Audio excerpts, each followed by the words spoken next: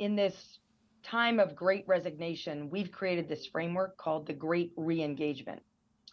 And it's got 4 components to it.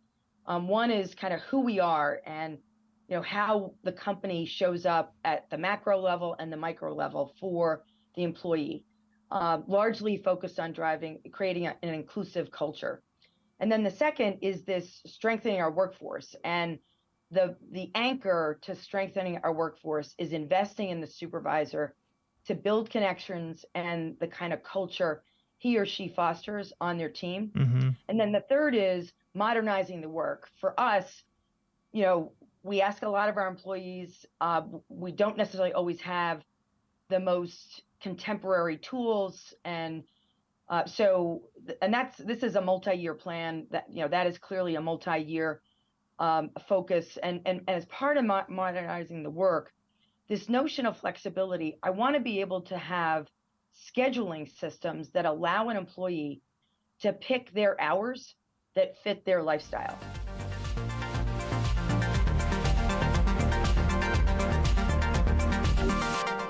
Hi everyone, welcome back to the HR Leaders Podcast. On today's episode, I'm joined by Cecilia McKenney, who's the Senior Vice President and Chief HR Officer of Quest Diagnostics.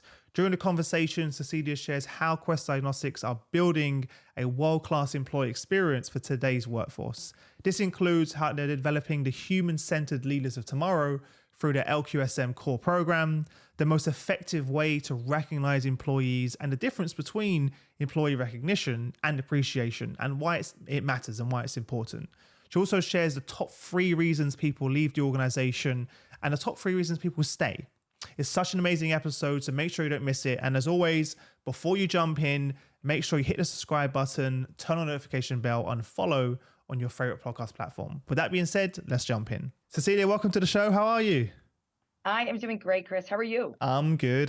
It's Friday. So yes, I say it's Friday, but sometimes I'm like, the weekend's coming, but I've still got so much more work to do. so I don't know how I feel about when it's Friday these days as well. But yeah, as I said before the call, looking forward to settling into the new house and just excited that my daughter Robin has a bit more space and to run around and be crazy like children should be and just have fun. So it's going to be a new chapter for you. Yeah, exactly. A bit of space. Now I've got to learn how to garden and do DIY and all of these things that I've been avoiding for so long as well. But how are you? How's the family? How's everything? I'm great. Let me give you a tip though. Outsourcing some of the projects is a good idea. It's good for the soul and it's good for the marriage. Yeah, my co-founder Shane said the same thing. He's like, look, I know you're one of those people that takes pride in trying to do everything yourself. He's like, this is probably one of those moments where just get some other people to do it. And I think after the last week of trying and doing and not sleeping and being exhausted, I was like, probably best idea for my own well-being. Yeah. And marriage, as you say, as well. Before we jump in, tell everyone a little bit more about you personally and your journey to where we are now. Sure. So I am the proud mother of 2 girls, Grace and Eleanor. But I'm in a different part of my life. My Grace is 25 and Eleanor is 22. And I'm married and live in New York. And life is good. I'm just driving in this morning and thinking that, my goodness, 2.5 years of the pandemic, the world is looking brighter. And as we look at COVID in the rearview mirror, and I work at Quest Diagnostics. I'm the head of HR here. And, like I said, life is good. There's reason to be optimistic these days. Yeah, life is good is a good, Marshall Goldsmith's a good friend of mine. And that's kind of his phrase that everyone knows about life is good as well. And that's one of the things I actually am quite intentional about is waking up and I start my day with a gratitude journal and just having the attitude of gratitude. Sometimes it's so easy to wake up and think about all of the chaos and things that are happening around us, but we kind of have to focus on controlling the controllables, what's within our control, and focus on what we really have because we're really lucky. Oh, it's so true. And, I do, as we've gone through this pandemic, the skill to be able to let it go is so important. And, it's funny, I watched the movie Frozen. I'm sure your daughter and you My daughter watched. ran it. I got woken up to my daughter today dressed as Elsa, literally. And like she came running in with her little Elsa ponytail that she's got and her outfit. And I was like, hey, Robin. She's like, no, daddy, I'm Elsa. So yes, I've definitely watched a lot of I love Frozen. it. Well, Yeah. I think I literally give this advice to my team. When there's a problem and, you solve it, let it go. Yeah. Sing the song. I literally sing it. Let There it we go, let go. it go, let it go. So that I can move on. Put it behind me and move on, so that I'm fresh and present for the next thing or the Yeah. next situation or the next person. I kind of got this habit of my internal voice of saying to myself sometimes when I get stressed out, like we all do, is what you're doing, saying, thinking right now, Chris, getting you closer to achieving your goals? And if it's not, just let it go, because it's so easy to carry that weight and that baggage. And also give yourself grace. Like my coach always says to me, he's like, Chris, Yeah. give yourself grace. Yeah, that's beautiful. That's a very, very good expression. I'm going to write that down. Yeah. That's a great expression, Chris. It's sometimes so important. We put so much on our shoulders as well. We just need to give ourselves grace sometimes. So where are you? I know last time we spoke, you're doing a million things right now, but in the organization. But what's top of mind? What are you most excited about at the moment? Well, it's a great question. Literally, our CEO, Jim Davis, took over last Tuesday. So I've been working behind the scenes for over 2 years during the pandemic on a CEO succession. And so Steve Raskowski, our CEO for almost 11 years, stepped down. He's the chairman of the board, but Jim Davis was promoted to the CEO role. So I'm really excited to support Jim and the new team he has formed for the next chapter of Quest Diagnostics. So that's probably the most top of mind. Mm-hmm. What is it? Have you gone through a CEO transition before, or is this your first time? Second. Second. What advice would you give to your colleagues? Because I know from speaking to many peers in the past, it's not an easy process. So there's a lot that goes into it. Yeah, one of the things that I learned from the first time is, when you go through a CEO succession, you've done one. There are firms and advisors that have seen many. And, I would advise you, the CHRO that has a succession plan likely in your future, is to tap external advisors. And sometimes that means multiple, and use tools. There's technology out there that can help the board to do self-assessments on, where they are in terms of their view of the next CEO. And the tools help them to identify common ground, but then perhaps more importantly, where they may have different views. And then that guides the discussion on how to get alignment on the profile for the next CEO. But external advisors, I have to say, while they are expensive, they are well worth it from a shareholder, value perspective, to help you learn from all of the other CEO successions that they have done. Mm-hmm. Well, let's be honest. If you look at the financial cost of getting it wrong, that's right. It will far outweigh That is exactly right. But sometimes, you get into this mindset of, anti-consultant or anti-advisor, or it's too expensive, and have to say, let that go. Yeah. What were some of the questions that you asked to qualify whether they were the right advisor, by the way? Like, how do you even begin to understand who's the best partner for you? Yeah, I think understanding their process, and then tell me about CEO successions that you've done. What were the pivotal moments? What were the difficult challenges within the board? How do you think about internal candidates versus external candidates? How do you assess the candidates?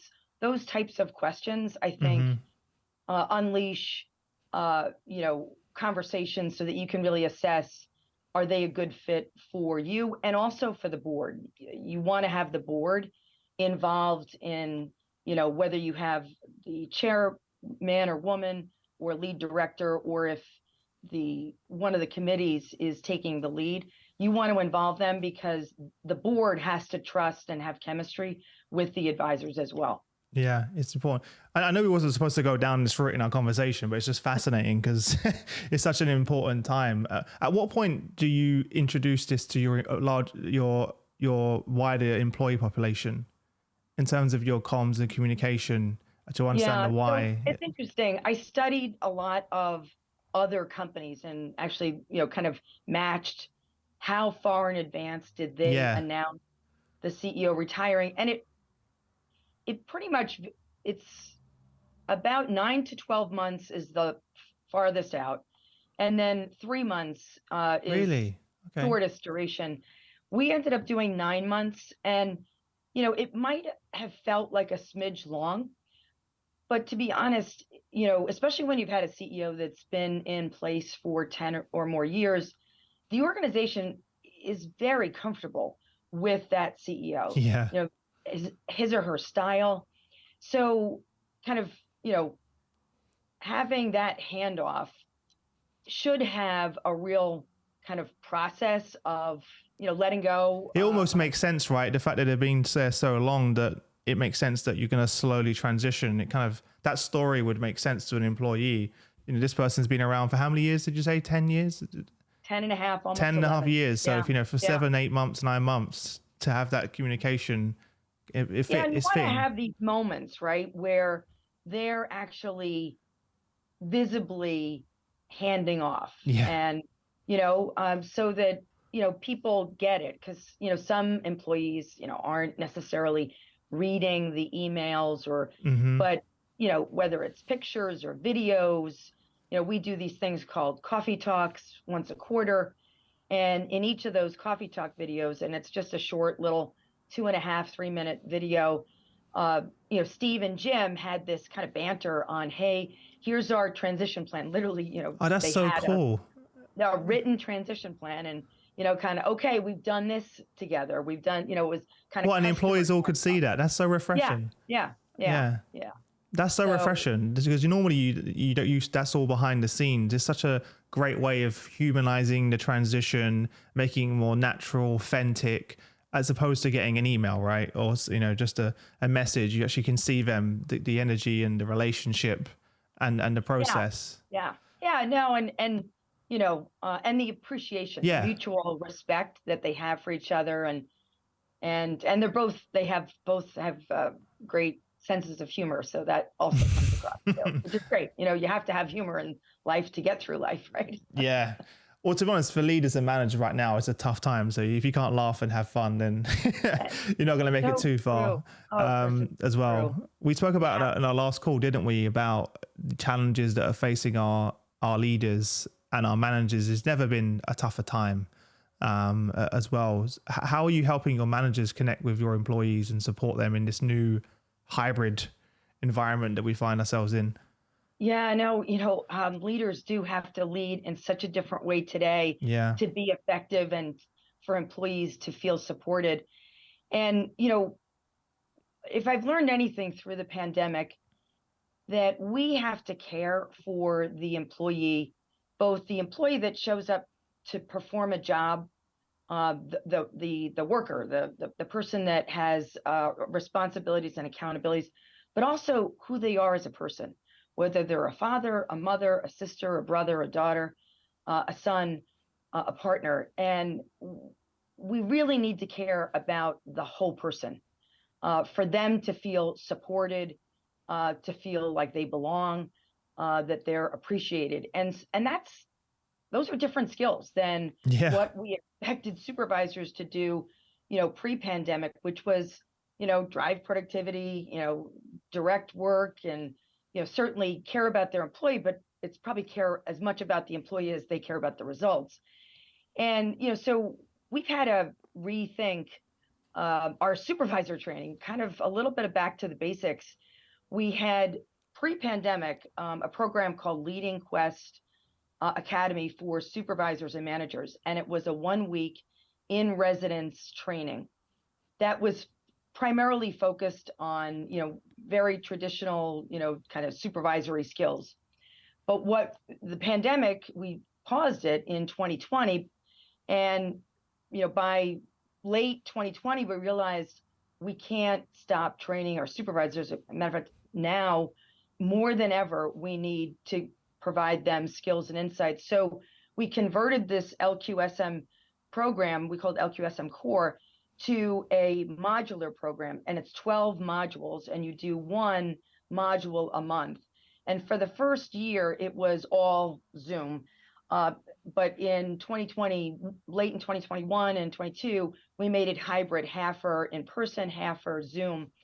And it's really to equip leaders to have conversations with and build connections with their employees. And as part of that, we have launched Stay Interviews, another back to the basics tool. And, if you haven't read the book by Dick Finnegan on Stay Interviews, it's really a way to foster connection with your employees by asking 5 simple questions. And you literally take, What are those 20 questions, minutes. by the way, not to put you on the spot? Yeah. So one is, how are you doing? Second is, are you having any challenges or problems at work that I can help you with? Third is, have you thought about leaving Quest? And if so, why? And fourth is, what can I do to support you in your life? And fifth is, do you need any help with,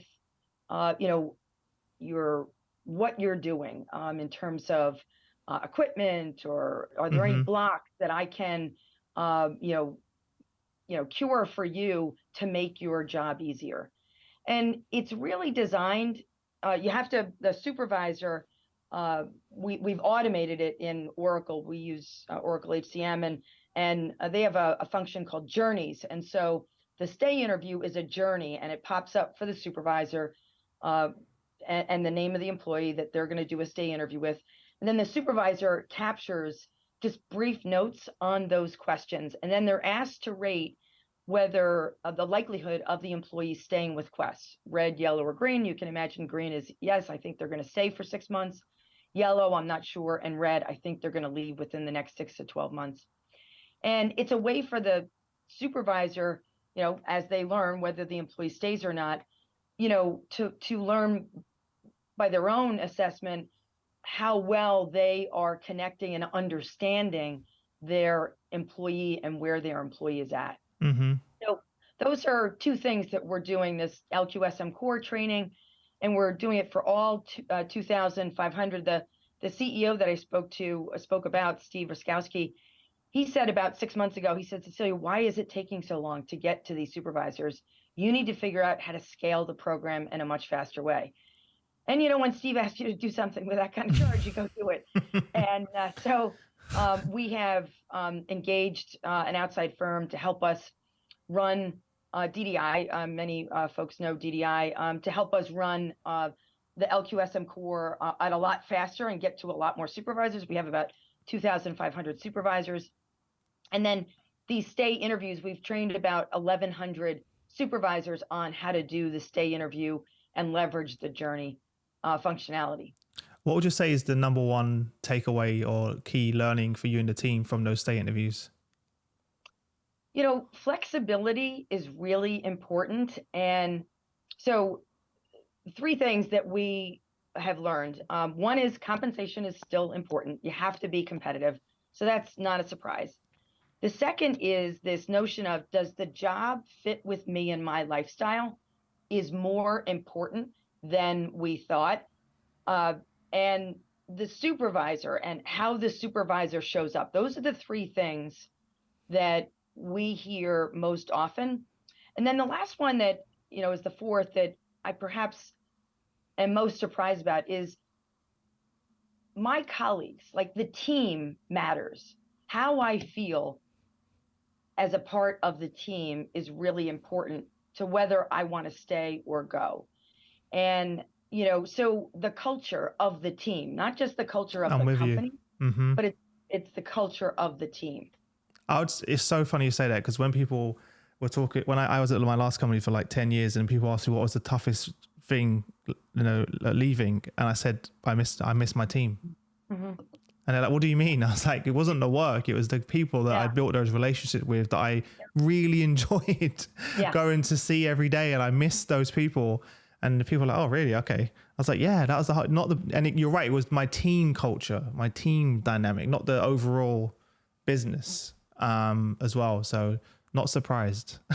Yeah. And the supervisor really is a big part of the kind of culture that's on that team. Mm-hmm. So we really feel like, in this time of great resignation, we've created this framework called the Great Re-engagement. And it's got 4 components to it. One is kind of who we are and how the company shows up at the macro level and the micro level for the employee, largely focused on creating an inclusive culture. And then the second is this strengthening our workforce. And the anchor to strengthening our workforce is investing in the supervisor to build connections and the kind of culture he or she fosters on their team. Mm-hmm. And then the third is modernizing the work. For us, we ask a lot of our employees, we don't necessarily always have the most contemporary tools. And this is a multi-year plan that is clearly a multi-year focus. And as part of modernizing the work, this notion of flexibility, I want to be able to have scheduling systems that allow an employee to pick their hours that fit their lifestyle. A little like the airlines industry does. Yeah. So that's a goal. It's a long-term goal because that requires some significant capital investment. But that's part of modernizing the work. And then the fourth is sort of this total rewards. We need to make sure we've got competitive compensation and rewards, and then competitive benefits that aren't just the traditional healthcare, but we launched at the beginning of this year a new mental health benefit that we call Healthy Minds. That all heroes don't wear capes, and even heroes need help. And so that is, and this culture of talking about mental health is part of this new benefit that we've launched here at Quest. And on the well-being side, that's another skill that we need to help support our managers with, right? They're not, perhaps when I was trained in, my managerial training, it wasn't really to how you have conversations around well-being with your team. How do you lead with empathy? I can keep going. What are some of the new modules, just going back for a second, that you added to those managerial modules? What are some of the new things that you added, given the fact that the types of leaders we need now? Yeah, so there's kind of 3 buckets. It's leading self and others. So probably the new module is being self-aware of how you show up and being ready to have a conversation and listen and be present. Yeah. That's not something we ever really, it's true. We sort of assumed. And what we found is that particularly during the pandemic, and, we've done 72 million COVID tests since March 9th, 2020. So every person at Quest has been super, super busy since the beginning of the pandemic. And frankly, we haven't been so present, right? We've let a lot of things distract us. And so that's one key part. And then another is, really inserting yourself to solve barriers and problems. Own it. Be accountable. We're a matrixed organization, and sometimes, hate to say it, but it's true. We get into a little bit of, it's somebody else's fault. I'm not accountable. And, if you really want to be the supervisor and support to your employee and to the work and to the patient, because that's at the end game, who we're serving is a patient, is at the end of that test tube, behind that test tube is a patient waiting for their results. So you've got to own it, and you've got to instill that culture in your team of ownership and accountability to make it happen. Because, in our business, turnaround time is very, very important. Yeah. You kind of want to also include, like you're saying, like more entrepreneurial mindset. Yes. which is lacking in a lot of large matrix organizations, I think. So there's a lot Yeah, of and I just feel like the pandemic has, worn people down so that that yeah, that's spirit true. is a little dampened right now. And, we've got to sort of figure out how to restore ourselves, right? In this new kind of way of leading, and view it in a positive, kind of way. I think I'm kind of excited about, leading in this whole person culture. I think it is more rewarding. 100%. Yeah, so it's so refreshing. I think since I've been more vulnerable as a leader and had conversations around my own challenges, mental health, my own challenges in terms of transitioning over the last couple of years, everyone's lives have been thrown upside down. It's meant that I've had such more meaningful relationships and connections with my team more than ever. More now than ever. We can open up and have conversations. Yeah. We can, one of my team members called me this morning and said, I'm just not feeling up to it today. Do you mind if I just stay home? I'm like, no worries. Yeah. Just take it. You need time out. Everyone needs a day where they just need to turn off. We shouldn't have to book a holiday, Yeah. a day off Yeah, no, for that. that's awesome. Because pre-pandemic, we might have said no worries, but then still have had that mental, gosh, Yes. didn't they have it in them to show up to work, like a judgment, right? Yeah. And I think it's really terrific that we're sort of a less judging, kind of approach in the workplace. Yeah. I think we all bonded because everyone was affected. It's the first time that globally everyone was impacted, right? And we kind of had this shared bond over it. Obviously, it was a terrible thing to happen, but all of a sudden everyone was like, whether you're a CEO or whether you're just starting an organization, we're all just people, just humans, and we all have bad days, and we all have and it's okay not to be okay. And so it was quite one of the silver linings of the last sort of 2 years to where we are now. I know. Yeah. I know you launched, like many companies, you launched a employee recognition program in the middle of the pandemic. Walk us through that process and why did you do that? Yeah, so part of that great re-engagement framework that I talked about and who we are, one of those aspects was, a recognition program, and we were supposed to launch it on April 1st, 2020. And of course, those were very, very dark times. And so we put it off, but then we realized, as the pandemic wore on, of course, we thought the pandemic was going to be over by the end of June. And of course, that didn't happen. And so we decided, recognition and appreciation are really important. So we relaunched it in October of 2020. And we did it, with this real focus on fostering appreciation for each other. And the why behind that is we studied some research from the Greater Good Science Center at UC Berkeley. And they did a study on the power of recognition versus appreciation. Had never really studied or, had understood the difference between, and, I've been in HR for a long time and really didn't fully understand the difference between recognition and appreciation. And what the study said was people who are recognized for their work. So recognition is usually about something that you've done in the past. It's a thing, it's a result. And it's usually, kind of from top down, from leader to employee. And it's recognizing what you accomplished. And those that were recognized, their productivity went up 23% after they were recognized. That's a pretty good number, right? Mm-hmm.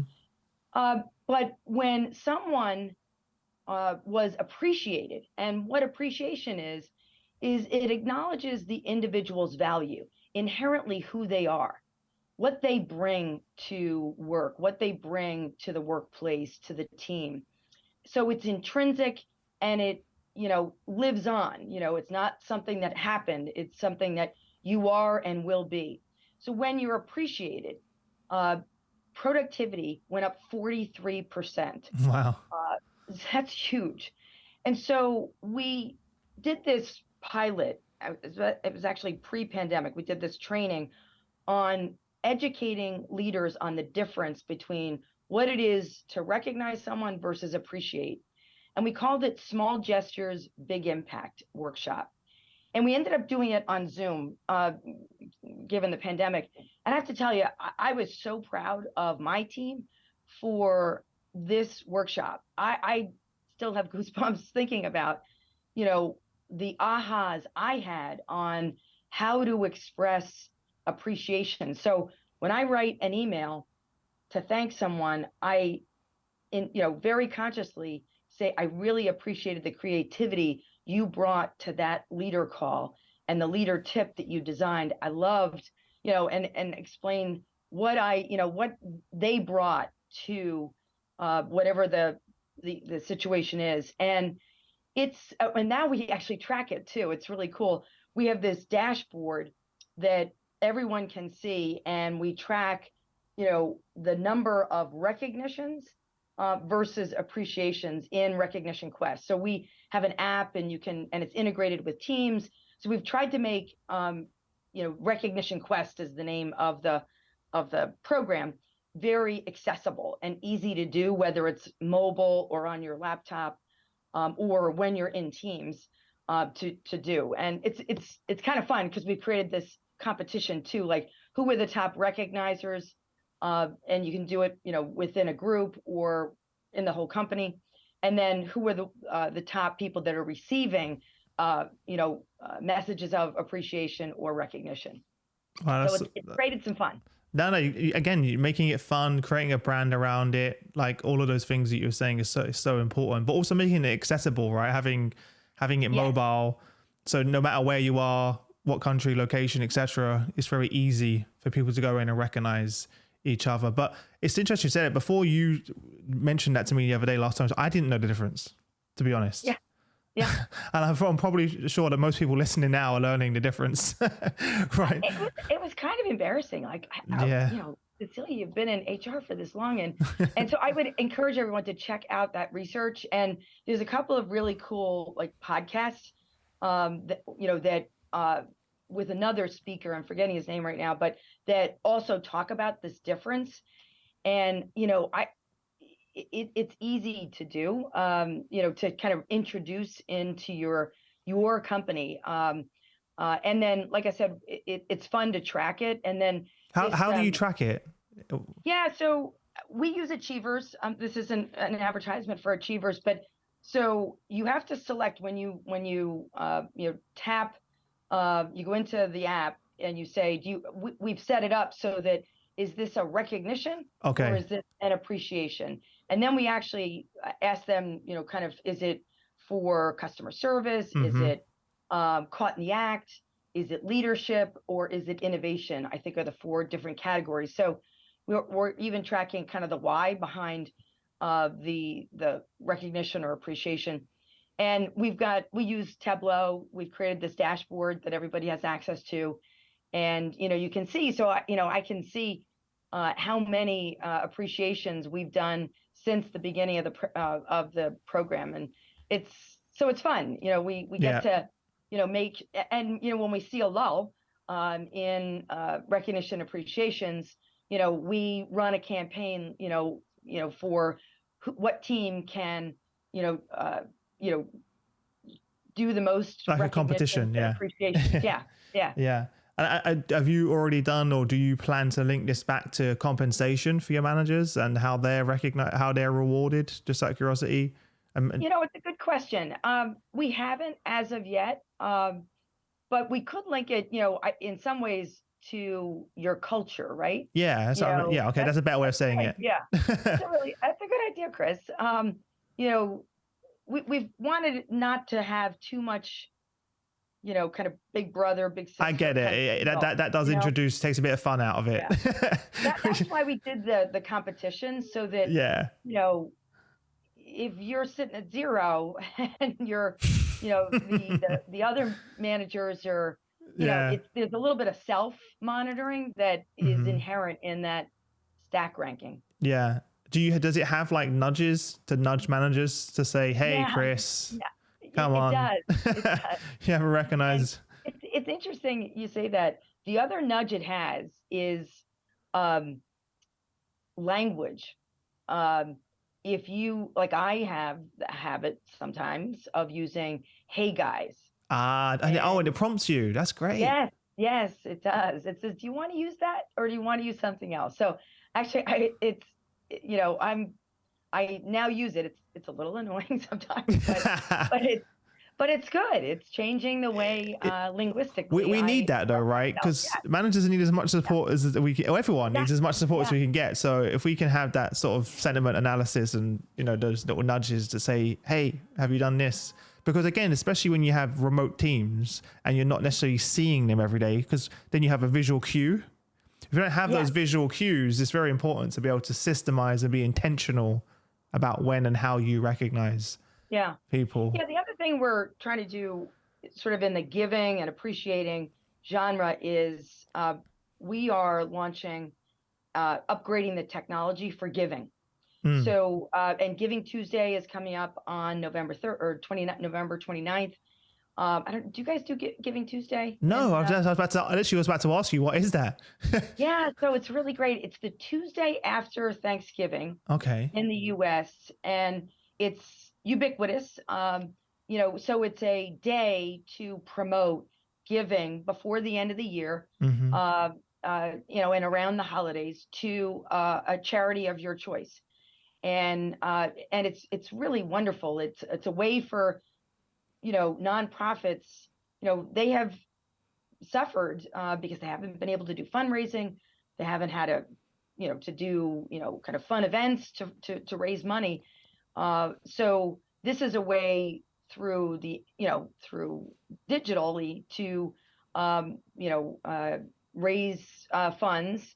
And so our matching gift program is so arcane. It's like a root canal. So to get the match. So we want to make it easy Nice. to give and prompt you to give. So a nudge to give, and then, give you choices on who to give to, or if you have, you can easily look up your charity of choice. And then it makes the matching gift like super, super easy. So, because we think making giving back to the community that you're in, or the cause that you care about, is part of belonging and part of the connection with Quest. We want to support, again, that whole person, not just supporting the person who's here doing a job, but the person that wants to give to a particular charity, or to a community organization that they care about, to them. And Mm-hmm. so we're actually on November 14th, we're launching this new system. It's called Your Cause, to enable giving and volunteerism. Because we have a Love program that. called Dollars for Doers that, again, is really, really hard to get your $250.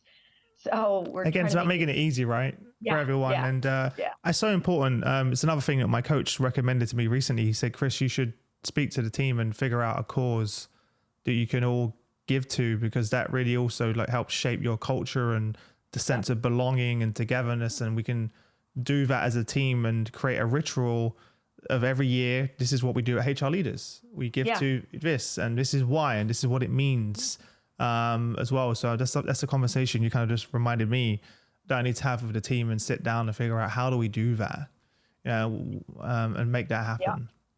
It builds connections Yes, that exactly. bind, right? It's a great Exactly. song. Yeah. And yeah, I love that. And it creates again like those moments that matter, Yes, right? That yeah, people really remember. But look, you're doing so many great things. I know no wonder you're so excited and proud and energized. Well, I could everyone listening and whoever's watching can see it in your reaction and when you're telling the stories as well. And this is really what it's all about, right? It's why you get out of bed every day and do what you do. yeah. No, I just want to say thank you to you. I really appreciate that you do this, because, as HR leaders, you know, we sometimes get, we're serving others, right? There's always something Yeah. else that's a priority that you're behind on, that you have to. And so, honestly, too often we don't connect Yeah. enough. We don't learn from each other. And, you can get to a great answer or a great idea a lot faster when you connect. And this podcast, it allows us to connect and learn from each other, either, real time if we're watching it, or I can, I love that I can go onto the website and say, oh, I didn't see that one, or this is a great topic. So I do want to say thank you for helping bring HR together to do a better job of sharing ideas and making us, each other better. Yeah, no, I appreciate that. That's literally, you said perfectly why I started this show, because for so many years I would be having these conversations in private, incredible conversations, and hearing all of the great work that HR leaders were doing and companies were doing. And I was like, why is no one talking about this? Why is no one connecting? And I was like, HR leaders, they've never really done a great job of sharing the great work they're doing. They're so busy doing it. That's fair enough. Everyone understands that. So I just wanted to create a platform just to share the amazing work and stories, and both personally and professionally, because a lot of times we speak about the professional side, but we also don't talk about what it takes and what it means and how it impacts your personal life as well, because it's not always easy too. So there's a whole nother show. We can get into that, but I just want to say thank you again. I appreciate you. And if there's a parting piece of advice for our leaders, what would it be? And then where can they connect with you if they want to reach out? I have gotten feedback during the pandemic that being transparent and over communicating the why, even when you don't have an answer, sharing how you're thinking about the problem. Like, I'm getting a lot of questions right now on inflation. What are you going to do for me? I can't afford to commute. The gas is too expensive. My rent is up. Groceries are increasing. And, just sharing that you're aware of what they're facing, what the employees are facing, the problems we're facing, and how you're thinking about the challenges. Being transparent is, I think, a way for employees to know that you care and that you understand the challenges that they face, both at work and at home. Yeah, no, I love that. It's such an important piece of advice, because in the past we would just say nothing, right? Yeah. Whereas it's important to say, I had the same thing with the team during the pandemic, saying, how are we going to survive as a business? Because 80% of our revenue disappeared because we did in-person events.